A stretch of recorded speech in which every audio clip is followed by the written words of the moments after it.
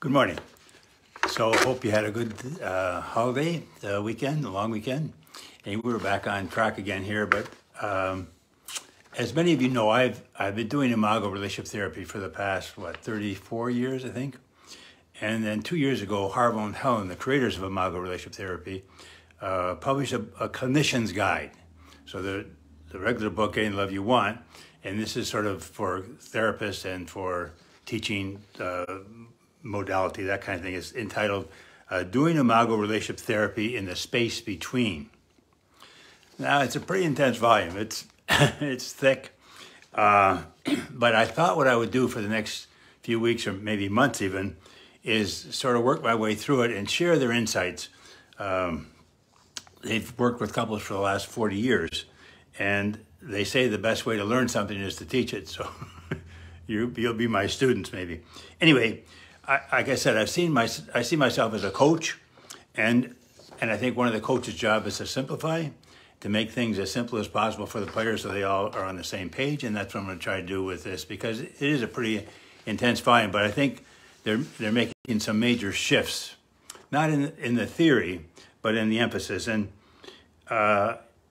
in their 2019 edition of Getting the Love You Want, the big shift came between 2008 and 2019 was on their emphasis on quantum theory, from their study of quantum theory, quantum physics.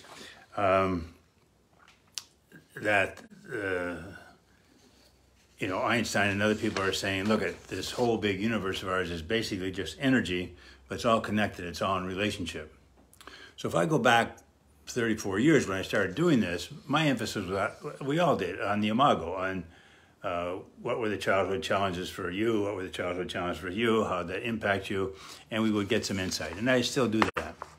And then for years, I really focused on the idea of safety, because for me, that idea of our old brain, reptilian brain, lizard brain, it just makes sense. If you don't feel safe, you'll defend yourself, and that's 500 million years. You're not going to change it. But I think now, however, I think the fastest way forward, I tell couples, I think the fastest way forward is to really pay attention to the space between. It's a real energy field, isn't it? And typically we think of relationship as you and you, two people, but I'm challenging you to think of your relationship as the two of you plus the space between you, because, like I said, it's a real energy field, and you can tell, can't you, when there's tension there. It's either tension for you or it's not. There's sort of no middle ground. And what Harville and Helen are saying is that your little relationship is sort of a microcosm of the vast macrocosm.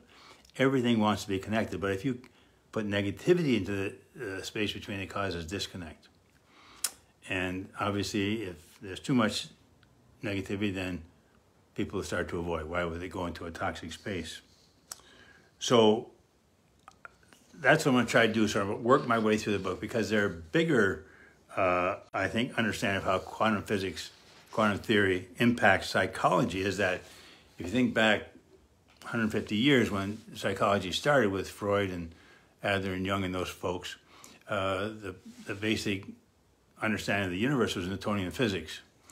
And they're going to say, Harville and Helen are going to say that impacted psychology, and that if in the new understanding of quantum theory, quantum physics, it's going to impact psychology also, the emphasis on how we see psychology. So anyway, that's going to be my goal over the next few weeks and months, is sort of slowly work my way through the book and try to walk you through their thinking process as outlined in their book, Doing Imago Relationship in the Space Between.